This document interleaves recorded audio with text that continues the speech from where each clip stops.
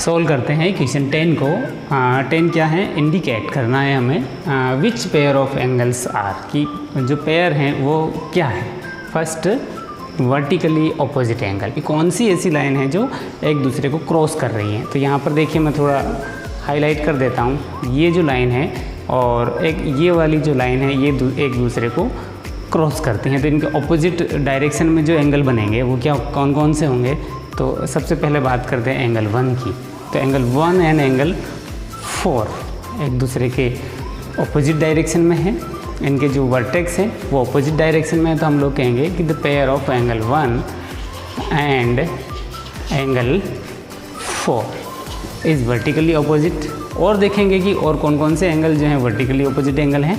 तो एंगल 5 को चेक करते हैं, क्योंकि इस डायरेक्शन में 5 बन रहा है। तो यहाँ पर एंगल जो बन रहे हैं सम ऑफ एंगल 3 and 2। तो हम लोग इस तरह से कह सकते हैं कि एंगल जो 5 है उसका वर्टिकली ऑपोजिट एंगल कौन कौन सा होगा। तो हम सीधे सीधे ये कह सकते हैं कि सम ऑफ एंगल 2 and एंगल 3। तो मैं यहाँ लिख सकता हूँ एंगल 2 प्लस एंगल 3। तो ये जो पूरा का पूरा एंगल होगा वो वर्टिकली होगा ऑपोजिट एंगल 5 के। इसी तरह से हम लोग चेक करते हैं लीनियर पेयर, कौन कौन से एंगल जो लीनियर पेयर हैं। हम लीनियर पेयर के कंसेप्ट को भी समझ लेते हैं, और आप जानते हो कि लीनियर पेयर होने के लिए एक स्ट्रेट लाइन होनी चाहिए और उस स्ट्रेट लाइन पर एंगल बनने चाहिए। तो यहाँ पर कोई भी एक स्ट्रेट लाइन लेंगे और उस पर बनने वाले बोथ एंगल्स को हम लोग देखेंगे कि ये दोनों के दोनों एंगल जिनका जो सम है वो 180 डिग्री होगा या नहीं। तो यहाँ देखिए स्ट्रेट लाइन लेते हैं ये वाली।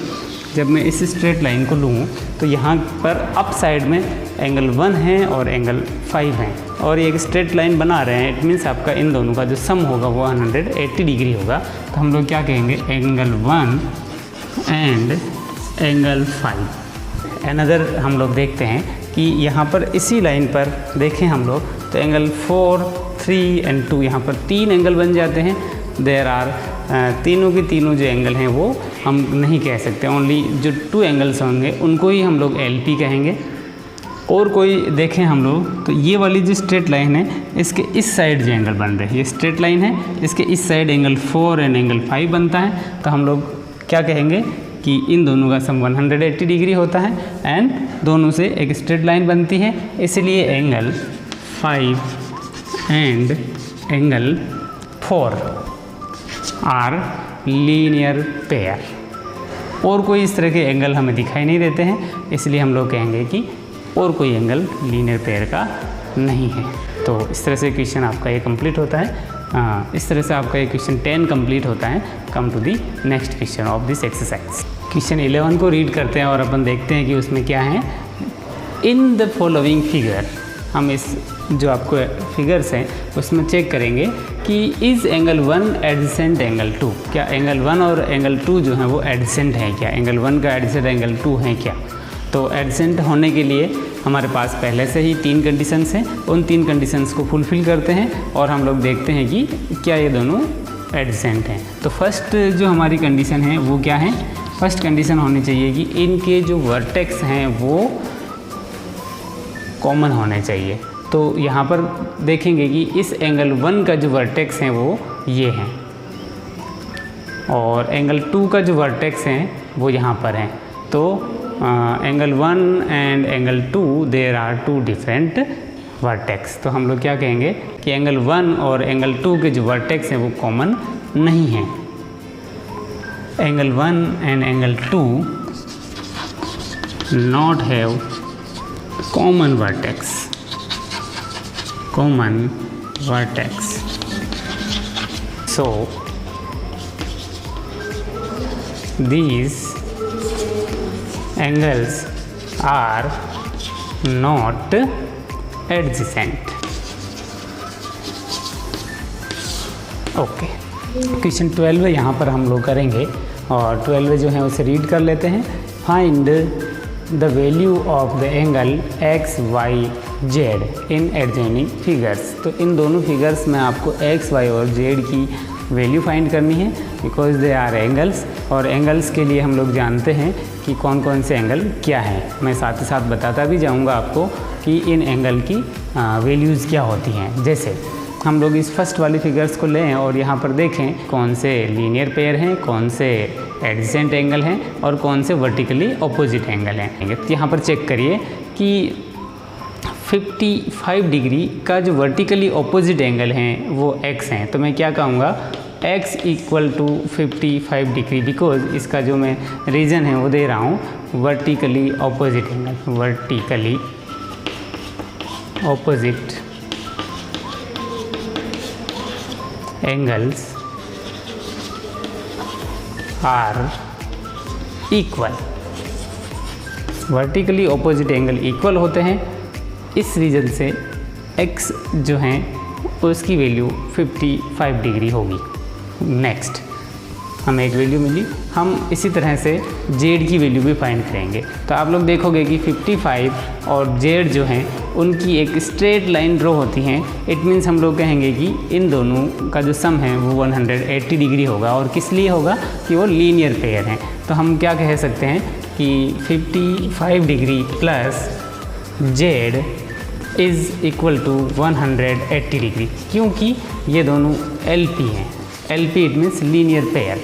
तो यहाँ पर हम लोग z की वैल्यू फाइंड करने के लिए इस इक्वेशन को सोल्व कर लेते हैं। 180 माइनस 55 कर लेते हैं, 60 25 होगा। तो इस तरह से इसकी वैल्यू हमें मिलती है, z की वैल्यू 25 डिग्री। तो मैं क्या लिख सकता हूँ यहाँ पर 25 डिग्री लिख लूँगा। तो हमें x और z की वैल्यू मिल जाती है। हम इसी तरह से y की वैल्यू भी फाइंड कर लेते हैं। तो z और y को आप लोग इस डायग्राम में देखिए, z और y दोनों ऑपोजिट एंगल हैं, और ये दो लाइनें जब क्रॉस होती हैं तो इनका वर्टिकली ऑपोजिट हैं। तो z और y इक्वल होंगे।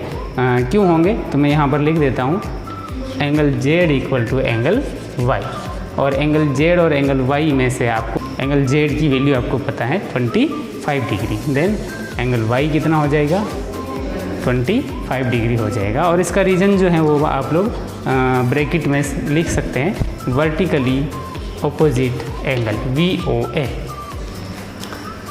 क्वेश्चन का जो नेक्स्ट डायग्राम है उसे भी हम लोग इसी तरह से सोल्व कर लेते हैं। तो मैं इनको मिटा देता हूँ। हम क्वेश्चन इस डायग्राम को करेंगे, क्वेश्चंस के इस पार्ट को करेंगे। तो यहाँ पर भी हम लोग वर्टिकली ऑपोजिट और लीनियर पेयर को देखेंगे। तो यहाँ देखिए कि एक लाइन इस तरह से ड्रॉ होती है और सेकंड लाइन इस ये ड्रॉ होती है। ये जो लाइन है ड्रॉ हो रही है, पर ये वर्टिकली यानी कि इसको क्रॉस नहीं कर रही है। तो हम इन दोनों एंगल्स यानी कि इन दोनों लाइन से बनने वाले एंगल को देखेंगे। तो यहाँ पर देखिए एंगल 40 डिग्री और इसके ऑपोजिट साइड में एंगल z है।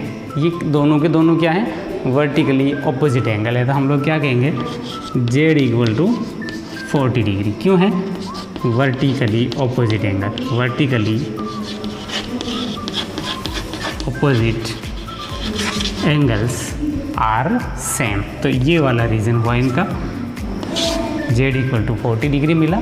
हम z और y, z से y को फाइंड करते हैं, और z से y को फाइंड करने के लिए आप लोग देखोगे ये एक स्ट्रेट लाइन है y और z। तो ये क्या होंगे, लीनियर पेयर होंगे, और जब लीनियर पेयर होते हैं तो उनका सम कितना होगा 180 डिग्री होगा। तो हम यहाँ पर क्या कहेंगे, angle y plus angle z equal to 180 degree, और इसका कोज क्या हुआ, लीनियर पेयर। लीनियर पेयर होने से इनका जो सम होता है 180 डिग्री होता है। क्योंकि अभी हमने z की वैल्यू फाइंड करी है, तो मैं यहाँ पर z की वैल्यू 40 डिग्री पुट कर लेता हूँ, 180 डिग्री मेरी इक्वेशन हो जाती है।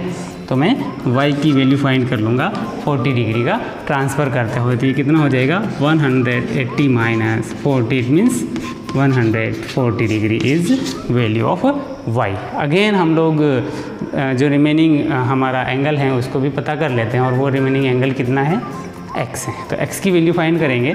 x की वैल्यू फाइंड करने के लिए भी आपको थोड़ा सा विचार करना पड़ेगा। यहाँ पर ये एक स्ट्रेट लाइन है, इट मीन्स इस तरफ के सारे एंगल्स का जो सम है वो 180 डिग्री होगा।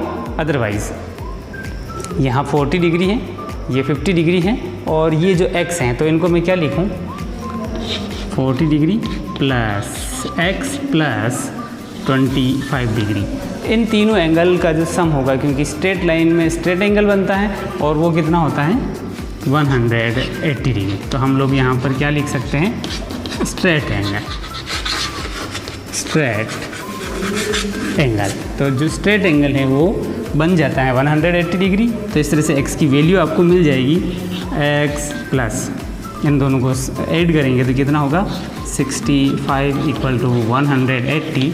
देन x इक्वल टू 180 में से मुझे माइनस करना पड़ेगा 65, तो 65 माइनस करेंगे तो हमें मिलेगा 115 इज़ और आंसर। तो x, y और z की वैल्यू हम लोग इस तरह से फाइंड कर लेते हैं बोथ फिगर्स में।